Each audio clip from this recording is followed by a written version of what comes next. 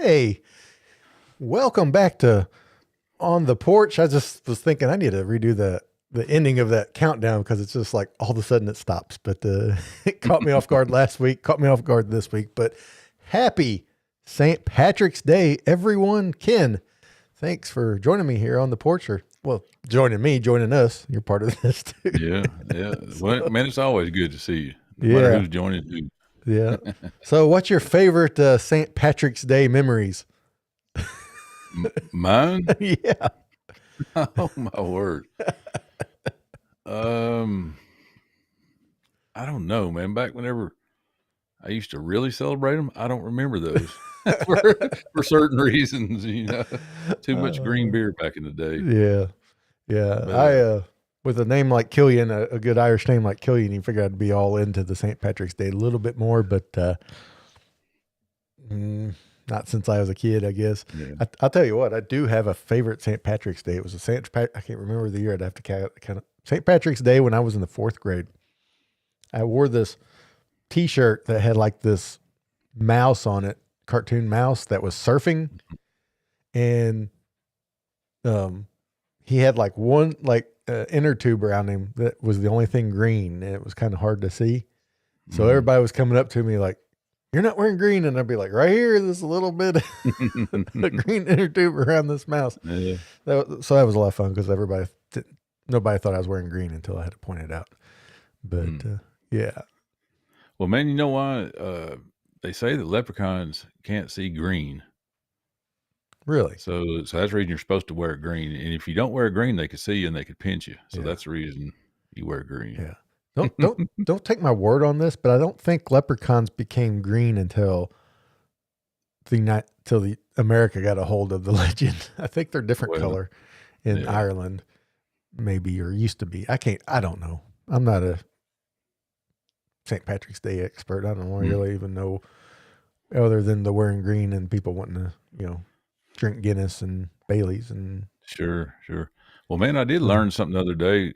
What happens to leprechauns if they get wet? I mean, if they fall in the ocean, what's that? They get wet. Well, do you know a leprechaun's favorite kind of music? No. Shamrock. Well, what is this joke night, dude? So what's there more? What does Ireland have more of in Ireland than any place else in the country? What's that? Irishmen. Yeah, we'll be here all week, people. Try the veal. That's right. Yeah. Oh, but man, it's been another week. A lot going on. I'm still working on that TV lift cabinet. I'm not quite done. I didn't get it done as fast as I hoped. So now I doubled down and I'm like, I'm not going to get it done fast. I'm going to get it done right. And, and I'll post some pictures. I wanted to post pictures when it's all done and stuff. So, but, where are you in the process? Where are you? What you got going on? I'm making the doors now. I'm making, shaker style doors. And so I got 4 doors to make, and I got all those pieces cut today and got one glued up. The weather kind of turned back to winter a little bit, not crazy winter, but colder, like high of 50 today, high 45 tomorrow. So it's really tough to do a glue up that cool, So I got one glued up and I'll be off on Tuesday and it's back to the mid 60s. So I'm hoping to be able to get the rest of them glued up. And then I'll put on the doors, and then it'll be paint the bottom, stain the top, and then carry it into the room and put the lift part in. So so we're not too far from done. Yeah. So you're gonna paint and stain. That'll look good. Yeah. The Holly start redecorating our bedroom, and there's this, I forgot the name of it, but this like green color she painted the one wall behind our bed, behind like the headboard of our bed, and the rest of the walls are gray. So we're going to paint the cabinet the same green color as that wall and then stain the top to match the wood of our nightstands. So, Okay. yeah. That'd be a good look. Yeah. Yeah. And so, but yeah, it's coming along.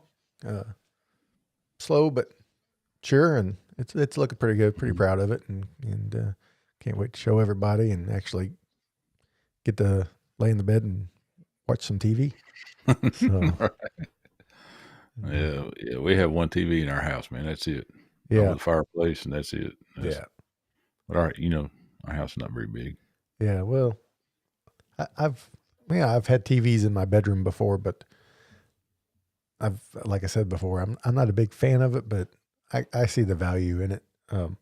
One of the things I really have a problem with is having a TV on that's not being watched. Oh, did you? Okay. Some people just have the TV on all the time and stuff's just playing. And it's like, if there's not anybody actively sitting there watching it, it just, for some reason, if I go to someone's house and they're doing it, I can live with it. But if I'm at home, it's like, I'll just immediately walk in there and turn it off. I don't know what it is. I mean, we're just becoming a crotchety old man or something, That sounds like my wife. But I like watching, and I'll turn on these pro walking tours, in like other countries, places I've never been, and I just let it play on YouTube. And so whenever I walk through them, I see something that's interesting, just walking through them, like I'll stop and watch it just a minute to see where it's at. Yeah. Yeah. But Always I've new seen places. those. I've seen those, but those I can get with those because they usually have kind of, they got music in the background and stuff. So it's almost like you're listening to music, at the same time. Cause I'll do that with the TV. I'll turn on like Pandora radio or something and play music through the TV Oh yeah, and stuff. But, so I don't think the walking tours are too different than that. I'm talking about like someone's watching Modern Family and it just keeps playing and playing and playing. And before you know, you get through 6 seasons in an afternoon and nobody watched a thing of it, but. Oh, buddy, I watched. Speaking of watching things, you sent me the link to the that carpool karaoke. Oh yeah. Yeah. With Paul McCartney. Dude, that was awesome, man. Yeah. That was really That great. was, man. What's that guy's name? James Corden. Yeah, Uh-huh. man. What a moment in that guy's life. I mean, I know he has interviewed numerous people, and he's got the show and everything. But to sing "Let It Be" with Paul Oh McCartney yeah. and all those other songs, riding him around and singing those songs and then hanging out with him. I mean, what a feather Oh in his yeah. cap. That's Yeah. amazing. Yeah. It's a longer than most of the carpool karaoke's, but man, it's really emotional for both of them. And especially for that part where James Corden really gets emotional out of the blue too. It's not like it, and it was really, really great. And if you haven't seen it, definitely go check it out. Art's saying that leaving the TV on annoys him too. He's like, when no one's watching. Welcome to Grumpy Old Man Club. So yeah. How about the Weather Channel, man? Can't you leave the Weather Channel on, dude? No. You know you're old, man, when you start watching the Weather Channel. Oh yeah. Yeah. But I always watch those carpool karaoke's when they're on. Of course, James Corden doesn't do the Late Late Show anymore, or whichever one it was that he did. Yeah, it was the Late Late Show. Yeah, Late Late Show. But I always really enjoyed them quite a bit. And the thing is you can really tell which artists really can sing and which ones really aren't comfortable singing without a safety net, so to speak. And that's kind of funny, So. But buddy, that was just amazing, man. All the songs that he wrote, and the house where Paul McCartney was raised. He said started living there when he was like 13. Is that like a museum kind of thing because it still had drum kits and stuff in there? I guess so. I assume so. I assume someone, if not him, has bought it to kind of make it a museum or something. Just to preserve it. Yeah, man. So, that was very interesting seeing that. and him driving down like Penny Lane and Mm-hmm. Sergeant Pepper's Bistro. Did you see that? Yeah, yeah, yeah. That was cool. I even liked the part at the end where they had that false wall up, and all of a sudden rolls out, and he starts playing a song, and the crowd goes nuts. Oh yeah, where they had the curtain up there. Yeah, the curtain, and before you know it, that little pub was all full. You know.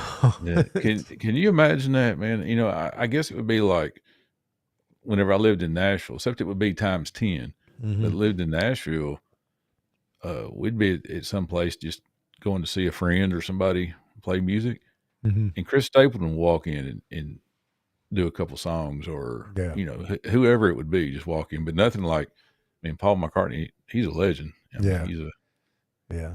It's a different level, but I guess it would be along the same lines, maybe. I've never had anything like that happen. A good friend of mine went to Memphis one time and was eating at BB King's restaurant.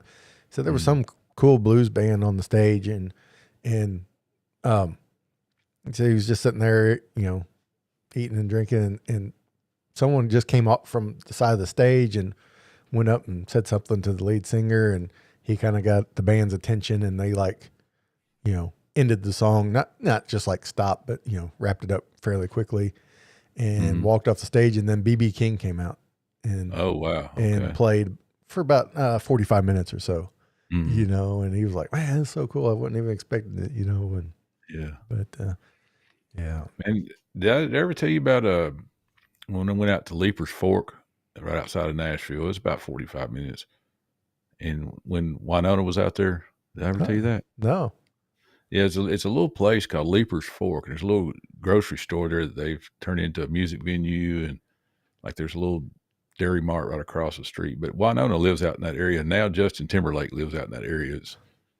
But anyways, we're out there seeing some friends play, and she walked in with a younger guy, which I now know was her playing the guitar for her. Uh-huh. She just walked in and sat back there in the crowd. You know, she walked in and sat behind me. Yeah. So I'm like, well, I guess she knows somebody here. She go see them play. And she got up, and they talked her into getting up and singing she probably did, I don't know, 5 or 6 songs. Just her and that guy playing the guitar. Man, it sounded exactly like the radio. Oh, that's awesome. I mean, she can flat sing still. You know, she's one of those that can sing. Mm-hmm. But that was pretty awesome. Yeah, it is. You ever see those videos where, like, the artists stop and watch the street musician that's playing their song and stuff like that? Oh yeah. Yeah. Mm-hmm. Some of those are pretty cool, but a lot of them, it's like the same artist. It's like Seal's always out there. It's like, what are you doing? Just driving around trying to get people's videos, you know, when you ain't got nothing else to do. Yeah. You know, but yeah, it's pretty interesting. But one thing we haven't talked much about since we started back up was American Idol. They're 3 episodes deep already this season. I've only seen the first and second episode. They're still doing tryouts. They didn't have a episode last week because of the Oscars, and there'll be one tonight. It's probably just started. But have you been keeping up with the American Idol?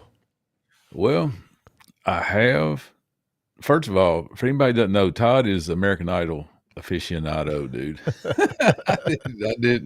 I didn't know that until last year, till we started doing this podcast. But yeah, but to answer your question, I watched the first episode and the second, and there's 3 episodes? There's 3, yeah. I haven't seen them. I've just seen them on YouTube, where they do the auditions. I hadn't seen the whole show. Right. And I've got a few favorites. Yeah. I got a favorite. I don't know if we've seen the winner yet. I've always prided myself on being able to pick the winner during the audition round. One time I missed a couple years back, and it's only because there was this girl named Kennedy that I thought was going to win it all, but she ended up dropping out herself for some that was reason. That blonde-headed girl. Yeah. It was that young girl. Yeah. And I remember that. Yeah. And I think Chase Beckham went on to win that year, but as soon as she dropped that, he was the one I was on to win it. Mm-hmm. And I don't know if we've seen the winner yet. I have a favorite in there, but I'll let everybody know once the auditions. I'll put out my like top 3 picks to win it during the audition. Okay. So, Because see, you know the different. I know who I think is good, right. but you know how the game's played. Yeah. That's the difference in us because you really know how the game's played. So you consider that, you take that and factor that into your decision. Right. That's the big thing about it is, people can be good, but if they're too singer songwriter, they can make the top 10, but they won't. It's hard for them to win, unless they're just so outstanding, because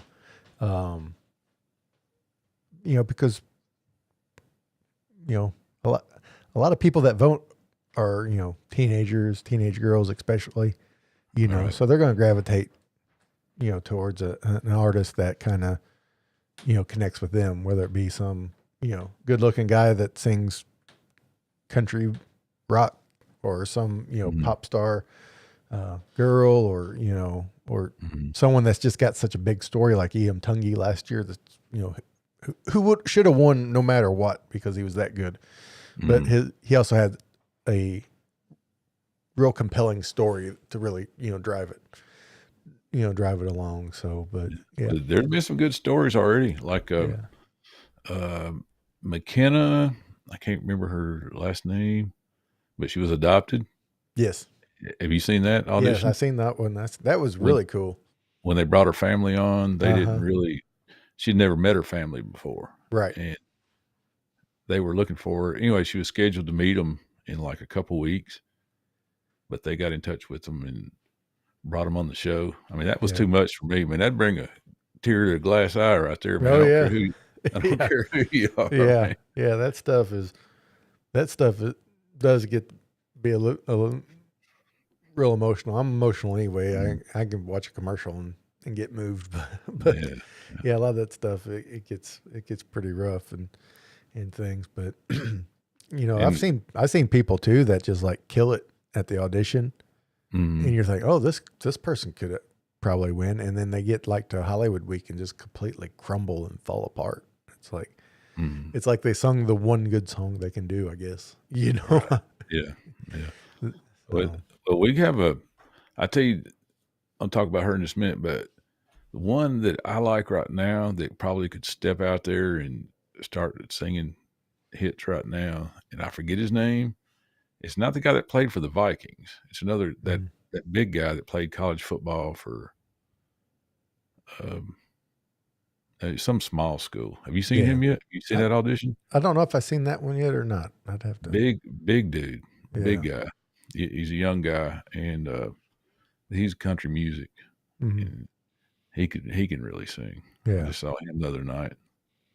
Probably should know his name, but I probably won't remember their names too after I've seen him a couple times. Yeah. I remember the year Carrie Underwood auditioned. I saw her audition, and I just didn't watch the rest of the year. I like, she's winning. That's it. She's winning.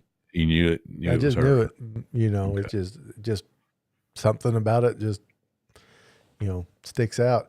I can't think of his last name. His first name is Sundance, and he's auditioned for Idol a few years ago, back when Simon Cowell days, and the audition was fantastic, and he completely fell apart after that.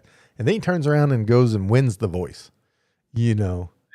several years later, and so it's Well, it's kind of interesting. We have a friend that's on there this year. Oh yeah, Emmy. Yeah, Emmy Russell. Yeah, and she auditioned. Was it the first week? Second week. It was the first week. Second week. Yep. Was an original song. Yeah, original song. She's a great songwriter. Yeah, and she can sing, but she's Emmy's Emmy, and we'll see how she does, man. I think she's going to do pretty good. Well, I'm not just saying this because she's your friend, but so far she's the leader of the ones I've seen. She's got the best chance, in my opinion, to win. Well, if she can get far enough along, because you mentioned how the girls and the younger people really, the younger folks, the ones that vote a lot. So I think she has that. Once people get to really know her, man, she's the nicest girl because we know her family. Yeah. And know her mom and dad and everything. And she is what you see on there is what she is, man. She's a Swedish girl, just very nice. Everybody likes her. Yeah. I've never heard her say a bad word about anybody, and she Yeah. can write songs like crazy. Yeah. She's really good at it. Yeah. That being able to write songs is very helpful because that way you're not apt to pick the wrong song to sing. Yeah. You know, because it's just a lot of people just don't. Who am I? I can't sing a lick, but you know, a lot of people they want to belt out a song like, you know, Whitney Houston, and it's like that's not your voice. You know, that's not. You know, that's the wrong kind of stuff. You know, maybe you need to pick something from Michael McDonald or something. You know, so Yeah. well, that's probably not a good example. His voice is a lot bigger than people think it is. But yeah. But it's always interesting. I think I've said this before. This rendition of Idol with these three judges, it's been the best singing competition show there has ever been. The coaching on the show, and I know it's not, you know, Luke and Katie and Lionel that do the day-to-day coaching, you know, voice coaching. They have people off to the side. But the crew they have behind the scenes to help these kids get better, legit make these kids better at it. They do. And and I don't always see that in the other singing competitions all the time. You know, so. But what I like is the stories. Like we were talking about McKenna. I can't remember her last name, but she said that her mom died, so she never met her mom. Right. And her mom could sing, and she said her mom was in a band called Nowhere Man and Whiskey Girl. Yeah. And so I looked that up. Dude, you should look that up, man. Really? There's a movie out there about her mom, but that's the name of it. Nowhere Man and Whiskey Girl. Huh. And I think you have to rent it. I think I only spent just a minute, but it's a love story about her parents. And I think her mom, I don't know if her mom OD'd or something, or maybe, no, I'm not going to say something happened to her and she died. Yeah. And then I think her husband, the Nowhere Man, I think he shot himself after that. Oof. It was just too much or something. Yeah. But it's a story about it, man. And they got a movie. So, you know, that was pretty cool finding that. You can find plenty of stuff on them. Nowhere Man and Whiskey Girl. Yeah. I have to look into that. When I saw that, I meant to like go to, you know, YouTube Music or whatever and like listen to some of the songs. 'Cause you know, her biological family kept saying how much she sounded like her mom when she sung. She does too. And so it's like, I would really like to see that, you know, or hear it, I should say, and stuff. But yeah, I wonder if that Nowhere Man, you know, speaking of Paul McCartney, I wonder if that Nowhere Man's inspired by the Beatles song Nowhere Man. You know, I don't know, man. I don't know. But wasn't that cool how Paul McCartney, and we're jumping around so people can't, I don't know. That's where our conversations go, man. Well, we're just sitting here on the porch. Yeah. We're back on carpool karaoke now. When Paul said, "Let it be," came to him in a dream, right? Isn't that what he said? He had a dream, and his mom, was he worried about something? Or he was worried about going, something, yeah. And she said, in his dream, she said, "Just let it be, you know, let it be, and it'll work out." Yeah. And he woke up, "Let it be." Hey, that's a song. So, yeah. Isn't that cool? Yeah, that is cool. I wonder if that was a turn of phrase. Let it be. I wonder if that was a turn of phrase before that song. Like the Eagles had Life in the Fast Lane. And if I remember correctly, no one really used that phrase "life in the fast lane" until after that song. And I wonder if "Let It Be" was one of those things. Because now you tell someone, just let it be. I wonder if that was a phrase or not before that. I don't know. Well, but I do know after I watched that. I was going to say, you're our wordsmith and a word historian. I figured you'd know right off the top of your head. No, I don't know about "Let It Be." Yeah. But after watching that, of course, I did in usual fashion. I stayed up till like 2:30 in the morning watching Beatles. See, man, let me tell you, for years, I know who the Beatles are. I know they're good. I know they're iconic. They have tons and tons of fans. But years ago, they kind of hated on my Elvis, man. Yeah. Years ago, you know, they made fun of him for up there dancing and jumping around and all that, you know. and there was he was one dude, there was four of them, Yeah. so that it's like to me, it kind of felt like that was the bully picking on the one guy, Yeah. get off my Elvis, man. Yeah. So I kind of held a grudge against him. Uh-huh. So I know I've heard all their hits, man. They got so many hits, so many good songs, Uh-huh. but I've never bought an album from them. I've never got on YouTube and spent hours researching like I did last night, Right. or it was.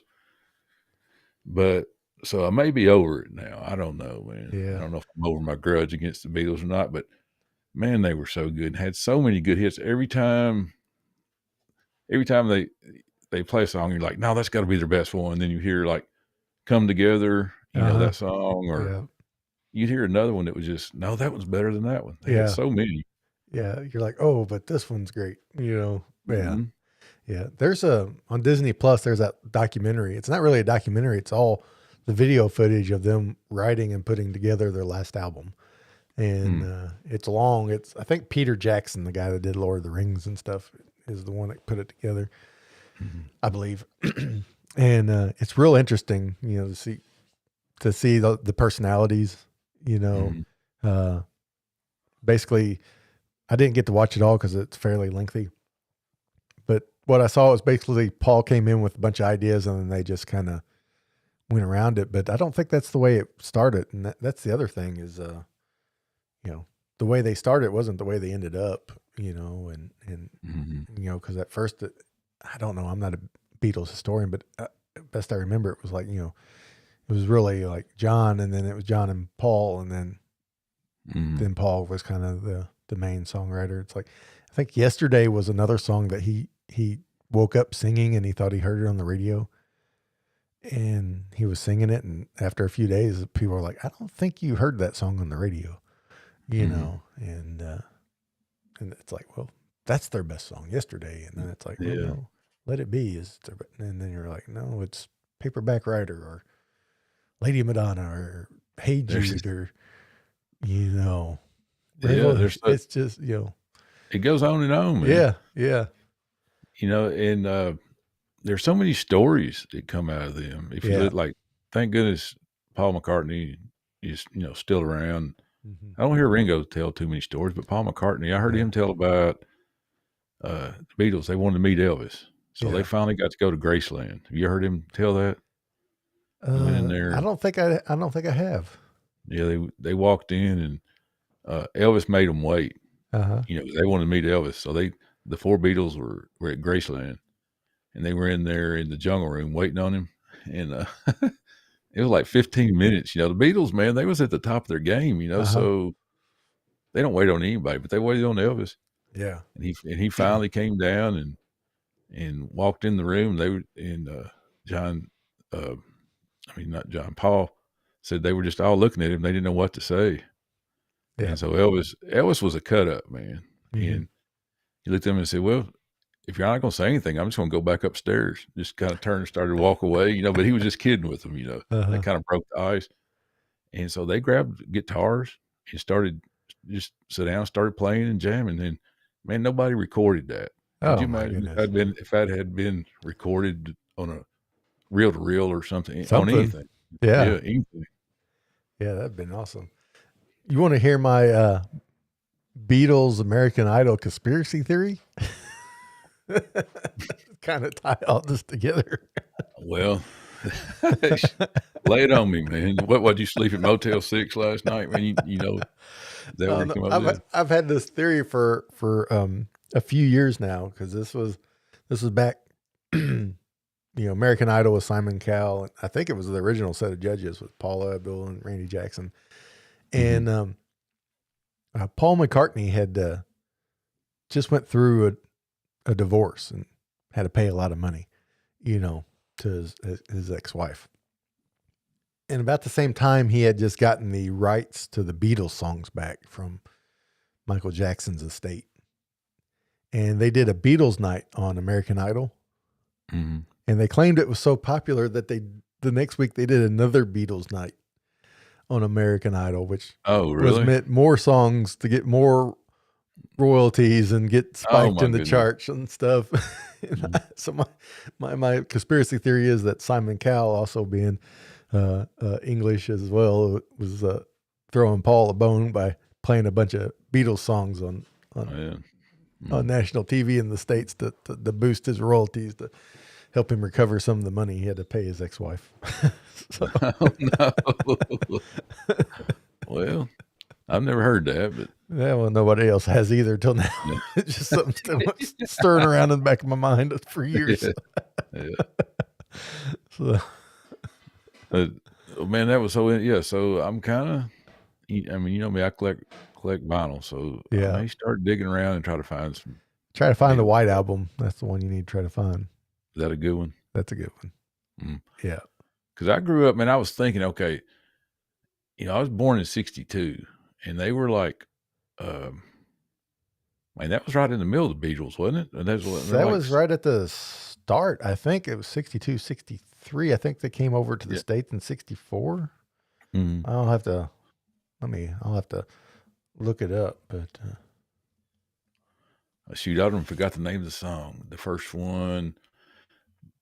song. I mean, the first song I remember of the Beatles. I have to look at them now. I'll tell you on next week's episodes. I can't remember it now. Yeah, "Love Me Do" was late 1962. Okay, that was their first hit. What was popular in like 72? I think it was. I remember, what was the name of that song? Darn it.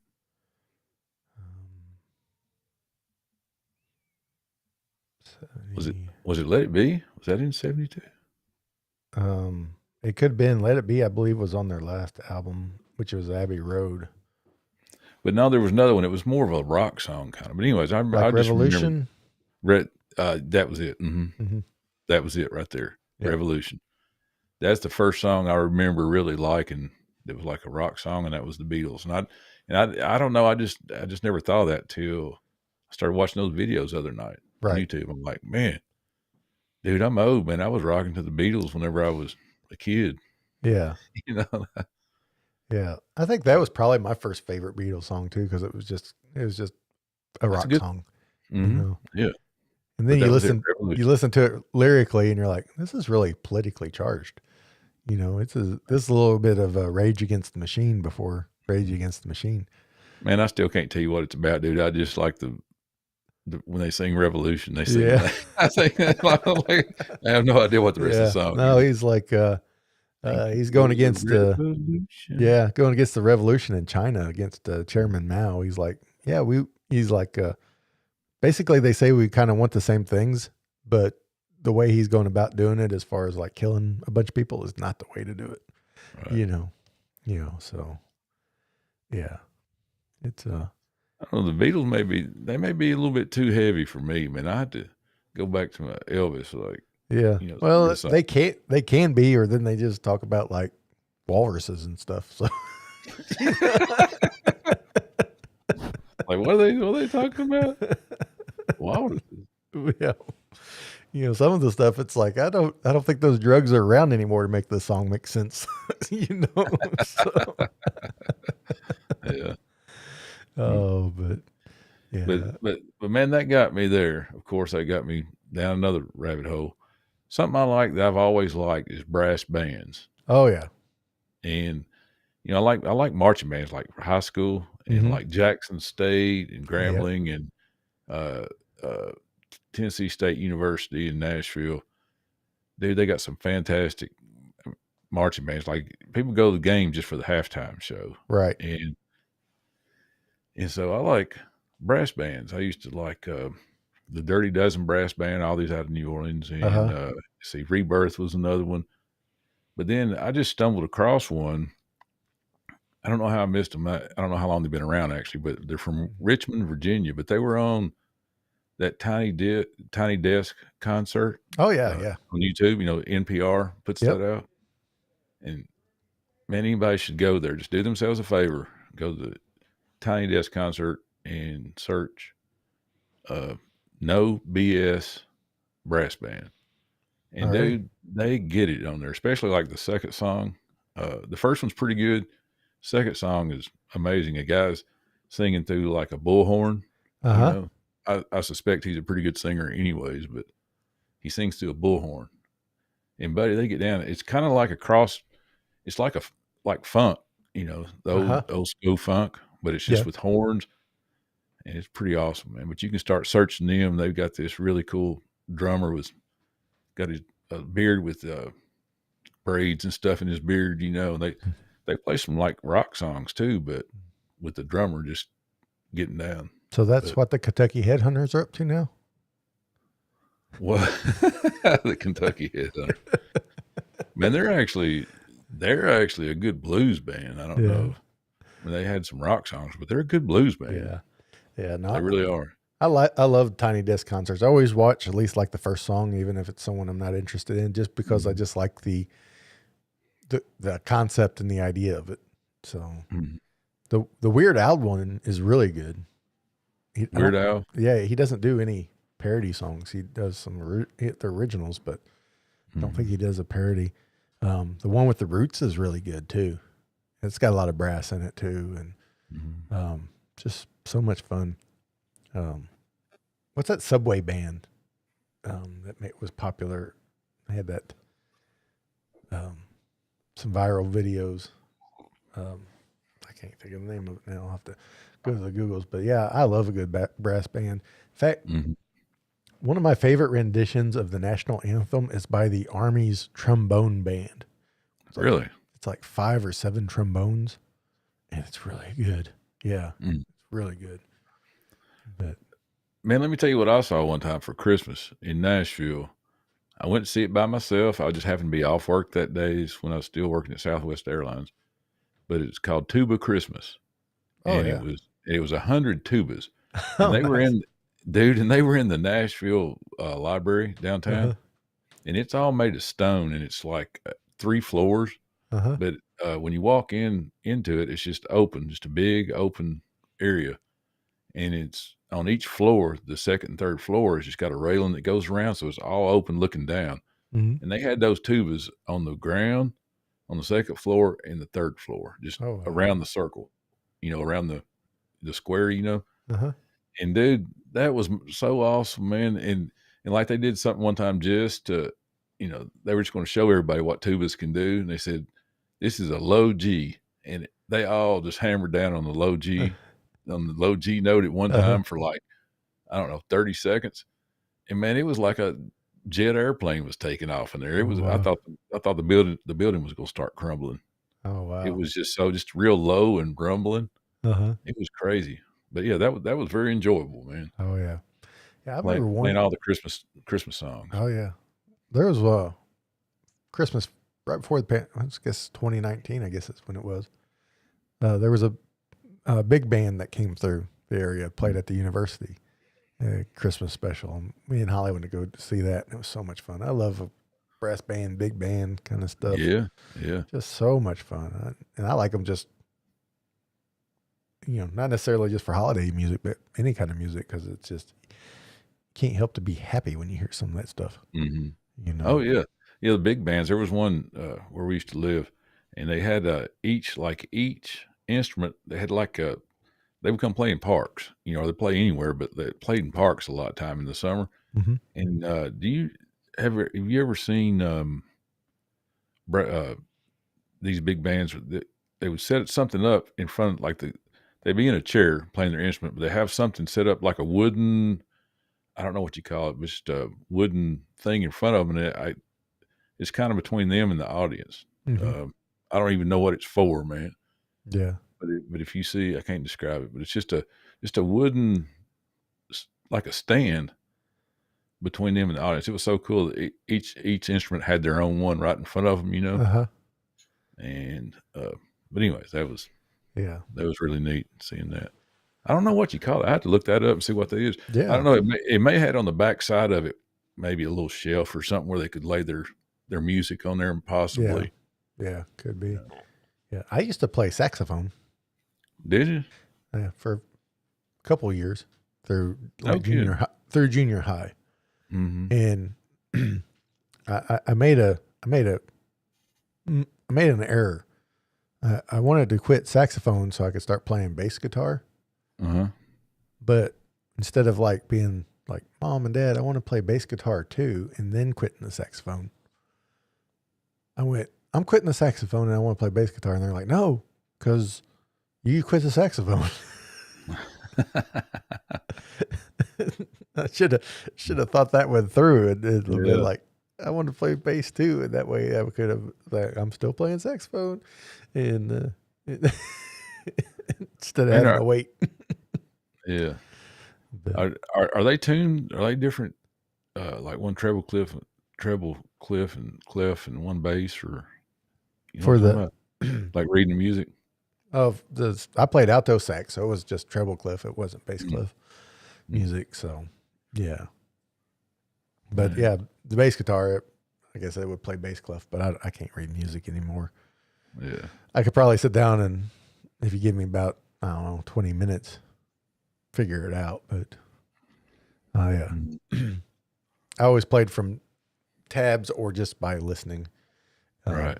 I played a lot of bass in church, and a lot of guitar players referred to the half steps as flats, or not. I'm sorry, as sharps. Yeah. I always refer them to as flats because piano players are always so prevalent in church, and they like to call them flats. And so, a lot of times the piano player would look at me across the stage. Of course, we'd have guitar players and drummer and stuff, and they'd hold up 3 fingers, which that meant 3 flats, which means you were going to be playing in the key of E flat. Yeah. And that's all I knew. I Yeah. didn't know which songs we were doing or anything. And you just had to listen for the changes and just figure it out. And once you know the song, then, you can go. Yeah. Go from there. 1 flat's B flat, 4 flats D flat. No, 4 flats A flat, and then 5 flats is D flat. So see, I can't do none of that for sure. But I know my son was a fiddle player. Uh-huh. And fiddle players, they work in flats. But if you play a violin, like classical music, you read music, they work in sharps. Right. Bluegrass is flats, and but I mean, unless you really know what we're talking about, it's probably like, what in the world are these guys talking about? Yeah. It's the same thing, but I just told everybody all I know about music. Yeah, me too. That is it. We sound like we slept at Motel City once again. We were just that close to being in the Rock and Roll Hall of Fame, Ken. Just that close. If we just stayed with it, man. Yeah, we just stayed with it. We got screwed by the man. Good Lord.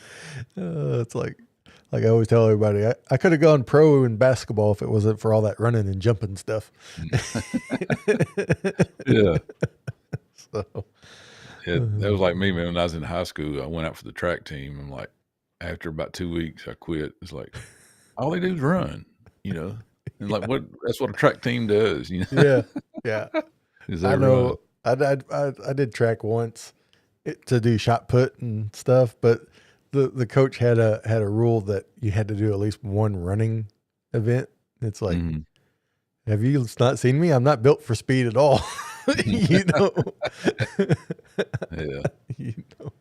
I go to the Husky section at Sears, It's like, but yeah, so that was it. But I did play football, which is a lot of running, but it's a lot of running like real fast, and then you get a break, so. And I was a lineman, so I didn't have to run. I just had to kind of get in somebody's way and stay in their way. Which I'm pretty good at, getting in the way. Holly still says I get in the way a lot, so I must be pretty good at it. Yeah. Well, man, this coming weekend, next weekend, is down in Pall Mall. There's that long gun competition. Remember me telling you about that? Oh yeah. Is that the Sergeant York thing? Yeah. It's been going on since Sergeant York days, and he used to do it whenever he was younger, and they just carried it on, man. And I got invited I made friends with the guy that I met there last year when I was doing a podcast down there, and he's coming down. He's going to let me take one of his shots at a target. So I've never shot I don't know if it's a 45 or 50 caliber, but it'll be fun. It'll be Oh, cool. yeah. You know, get to meet some new folks when I go down there. That'd be cool. That'd be real fun. Yeah. You know, to try it. Maybe I'd close my eyes and get lucky. Yeah. You know? Yeah, maybe. Usually you never know. And then he'll be, then he can win something. Mm-hmm. So who knows? When I was a kid, I won a BB gun shooting contest. Well, I didn't win. You? I didn't win. I won second place. So, but I think I think the only reason I won is there wasn't enough holes in the paper. I think we had like 6 shots, and I only had 5 shots in the target, but one was like a little bit bigger, so they assumed I hit the same hole twice. You think so? I remember them talking about it. So I think they gave me credit. I don't know if I hit the paper at all or not. So well, I should have just shot once and been like, they all went through the same hole. That's how good I am. I stuck an arrow. I used to shoot bow and arrow years ago, and I stuck one. It was aluminum arrows. I stuck one in the back of the one that was on the target. Isn't that called a Robin Hood? Yeah, but it was luck. Like, hey, where'd my other arrow go? And I got up there, and they were stuck together. Yeah.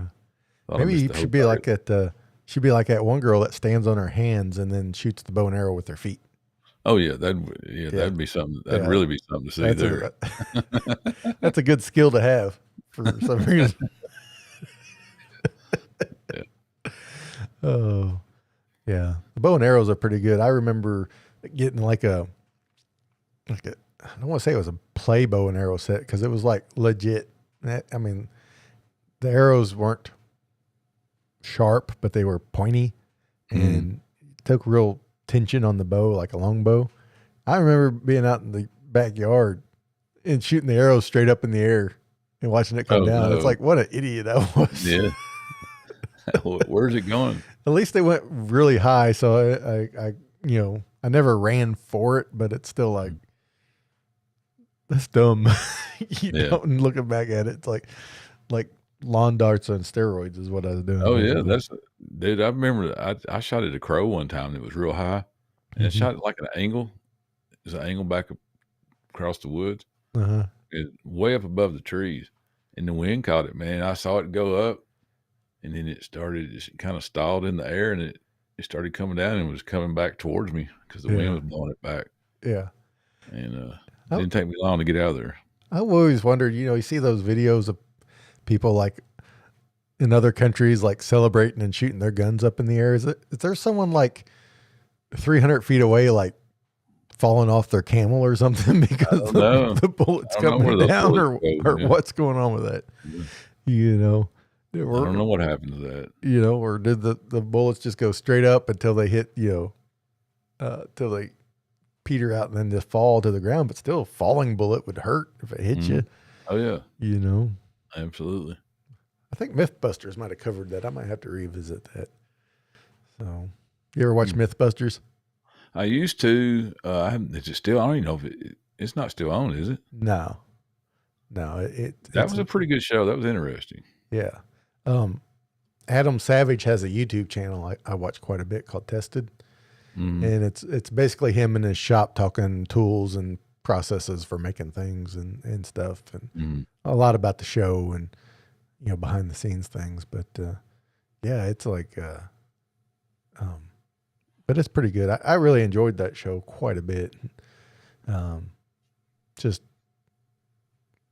the whole process of them building all that stuff and taking all that stuff on was so cool. It went 13 seasons or something. It was pretty long, yeah. It's like Dirty Jobs. Yeah, I like that show. It's kind of made a comeback, I think. Yeah, it came back for a little bit, and then Netflix picked it up, or someone picked it up, or So can't get rid of Mike Rowe. And have you ever listened to his podcast? Yeah, he's got a good one. Yeah, it is good. My wife listens to that religiously.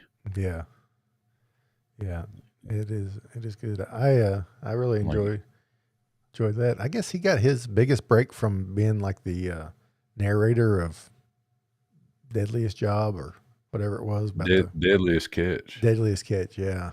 Mm-hmm. And then he ended up with the Dirty Job show.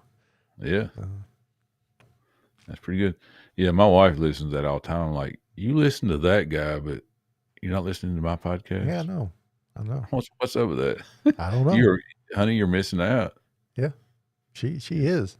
We are way more interesting than him. That's Yeah, we've had all kinds of adventures. Yeah.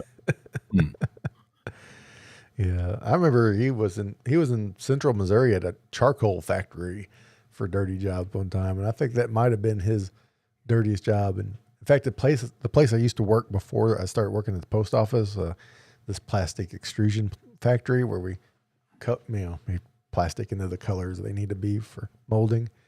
We were like, there was a few people like trying to get him to come in because it was a real filthy, nasty job, and our upper management was like, no, because OSHA would have us shut down. Yeah. It was I think there's probably a lot of places like that. It was not well regulated, And in fact, that's where I lost my sense of smell, was at that place. And, is that right? Yeah. And so it's like, dadgummit. Man, you had a lot of driving that big truck, that big dump truck. Yeah. God, I would love to do that. Another thing, we've talked about that before, but on the show. Yeah. Episodes, but working at the rock quarry and driving those 100-ton cat trucks, and stuff that, and we have to load barges with those boulders. So had the ramp barge where you'd have to back it up. You had about a foot on each side of the ramp. Mm-hmm. And you have to back it up, and then once you got to where you would dump, you'd actually be over the water and on the river. And then, of course, when the load would shift when you dumped it, then you would bounce up and down and stuff. And the first few times it's kind of hairy, but then you get used to it, and nothing's going to happen. But yeah, but a lot of my jobs over the years have been, driving stuff, because I used to work for a vending company where I would just drive around and fill up vending machines and stuff, and so now I just drive around in the mail truck, put mail in boxes. High stress job. Yeah. So, I kind of grew up. Folks had a construction company, so I grew up running heavy equipment, but not anything as big as the big rock quarry truck. That'd be so cool.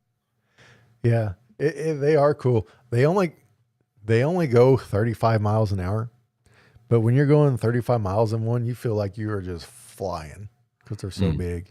Yeah, and you really have to watch them. When we would go down to the bottom of the hole at the quarry, you really have to watch them, because they would get going too fast, and then you just couldn't stop them, even when they were empty.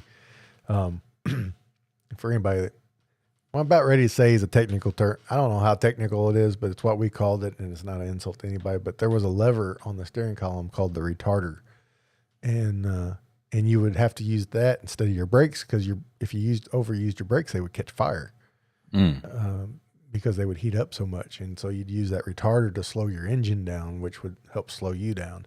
So it was like this, going down into the hole was like this dance you had to play of, getting down there safely, but without, just taking your time. Yeah. Man, did you get a lot of training, or they just like throw you the keys and say good luck? I was probably with someone.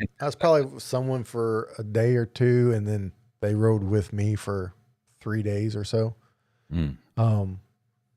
What's crazy is like the steering wheel and stuff in there is no bigger than the one in your truck.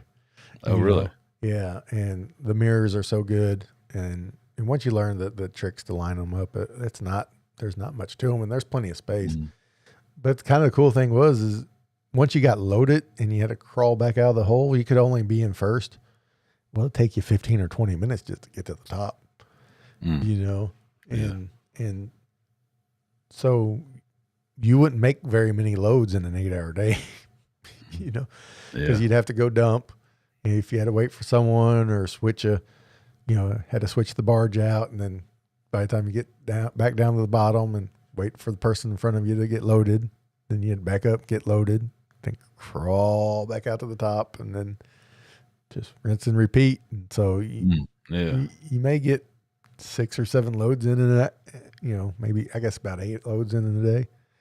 But when you're hauling that much at one time, it's a lot. It's a lot. So yeah.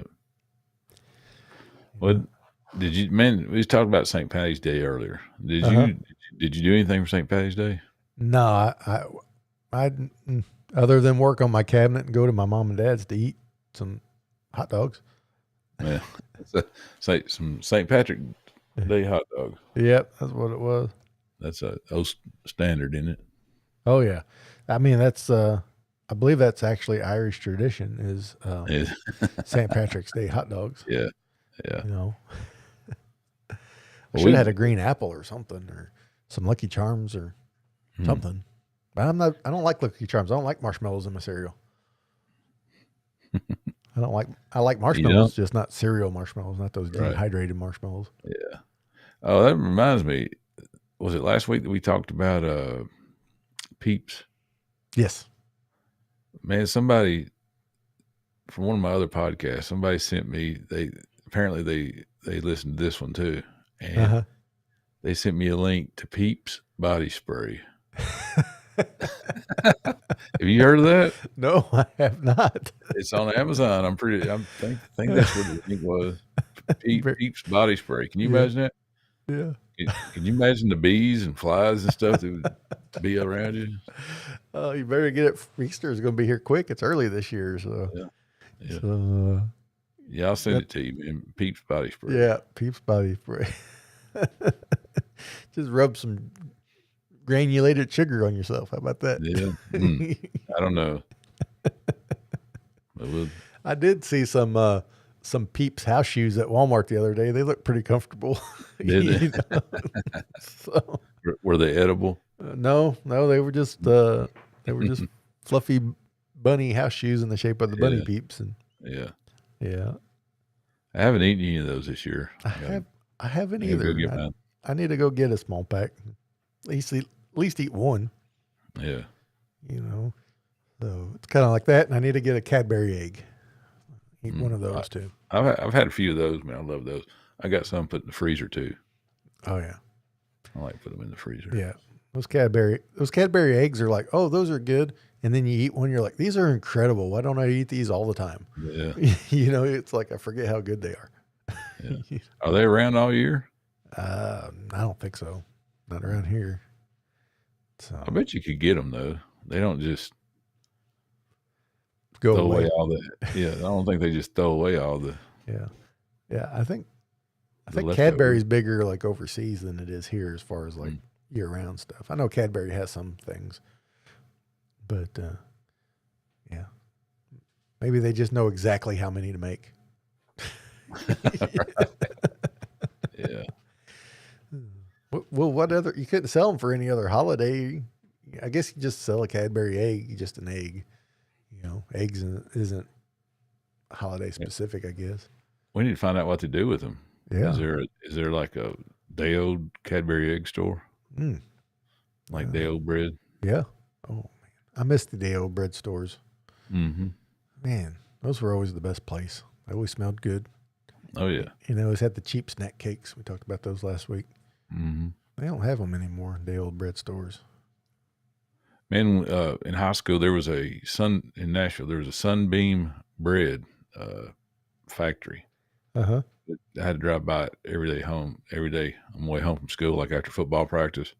Be just hungry, because it would already be dark, and you go by that place, and it just warm bread. If you ever smelled when somebody's making sourdough bread, you know what it smells like. That's what it smelled like driving down the road whenever you go past it. Yeah, it was terrible. We had a bunny bread store. I don't know if they baked it in there or not, but they sold like day old stuff, and man, it always smelled so good in there. And they sold bunny bread and Hostess cakes, and it was all discounted for one reason or another. But around here, for some reason, the bunny bread was bigger than Wonder Bread. You know, Yeah. I don't know why, but just locally, it seemed like more people were bunny bread buyers than Wonder Bread buyers. So, Well, talking about sweets, I made a blueberry pie yesterday. oh, that's nice. Yeah. Yeah. Well, actually, it was the day before yesterday. And then it's always better if you put it in the fridge and let it sit for a day and then eat it. Right. Love blueberry pies, man. Yeah. Yeah. I've been thinking about making I got this dessert thing I make. I call it an eclair. I don't know if that's what it is or isn't. It's just what I call it. Mm-hmm. But it's like the easiest thing to make. And it's so good. And all you do is you get 2 boxes of like French vanilla pudding. And you just stir up the ingredients on the back for the pudding. You don't make the pudding. You just put all the ingredients in there with the pudding. And then you put a tub of Cool Whip in there and you mix it up. And then you, in a pan, like a 9x13, you put graham crackers, a layer of graham crackers, and then a layer of that pudding mixture, then graham crackers, then another layer of the pudding mixture, and then graham crackers. And then you freeze it. And then when you pull it out, you ice the top with like chocolate icing. Mm-hmm. And then you put it in the fridge. And then the next day you eat it. All the graham crackers get soft. And it's really good. Oh, really? Yeah. It's really good. One of them cool, cold desserts that's great for like summertime. Yeah. So, yeah, I tried one a couple weeks ago. It's supposed to be like, I was trying to eat healthier and it'd be a good substitute for ice cream. But you take vanilla Greek yogurt, which is a good protein, and you mix blueberries in there. And then mix it up really good, then put it on parchment paper, just like you're making dollops, like if he's making cookies, and it just kind of spreads out. You put it in the freezer, and you take it out and eat them. Whenever instead of eating ice cream, you take them out and eat them, but they're frozen solid, so you can't bite into them, and then so you have to microwave them for a few seconds to get them where you can at least eat it. But it wasn't all that good, dude. Oh, really? One of those Instagram things that popped up. Hey, try this, as a ice cream replacement. I'm like, yeah, I tried it, but I won't be making it. Yeah. Those Instagram things, they make me laugh and infuriate me at the same time, because it's like, there's no way that's possible to work like that at all. Some of it looks good, but you hope that it is. Yeah. And it's like, these people are just, throwing stuff at the wall to see what sticks, just to get the views. They don't care if it works or doesn't work. But it sounds like a reasonable thing. When you said that, it made me think of, what was that place? TCBY, it's frozen yogurt place. Yeah. And, but I guess it froze too hard for even that. Yeah. Don't get me wrong. I mean, it was okay, but still needed. There's no and still need a bunch of sprinkles. Yeah. On top of it. Yeah. There's no substitute for ice cream. I'll just let you in on a secret. You just might as well go and eat the real thing. Oh yeah. And I don't eat as much ice cream as I used to, but there's that by Ben and Jerry's, they have that Tonight Dough one. And it's called what? It's got Jimmy Fallon on it, and it's called the Tonight Dough instead of the Tonight Show. Oh, okay. And it's like got brownie batter and cookie dough and chocolate ice cream and vanilla ice cream and I don't know, just stuff full of all kinds of goodness. Man, I could buy them little cartons and eat the whole thing, And so to tie all this back into music tonight, Jimmy Fallon. Have you ever seen him? There he does Neil Young. Yeah. Isn't that good? It's called like the Two Neil Youngs or something. Yeah. I mentioned Michael McDonald earlier. They had one where they had Michael McDonald, and then they had Justin Timberlake doing Michael McDonald impression, and then Jimmy Fallon doing a Michael McDonald impression, singing "Row, row, row your boat around." Oh, really? That was pretty good. But yeah. Well, Ken, I guess our time here on the porch is about ready to wrap up. I want to thank everybody for joining us here on YouTube and in the podcast land.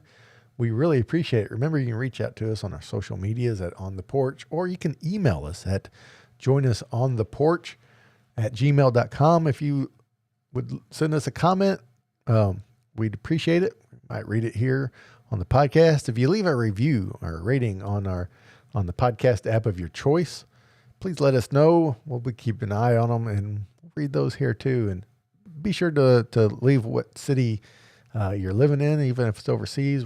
I'm still trying to get our map thing worked out to where it's seeable. I want to make everything as big as possible because I guess I'm going blind and and things. Yeah. But yeah, man, we really appreciate you guys joining us here on YouTube. And like I said, in the podcast world, we really enjoy getting together, and I want to thank you for joining us on the porch. And Ken, take us home. Okay, I want to thank everybody for joining in to listen to Todd and Ken on the porch tonight, and we're gone.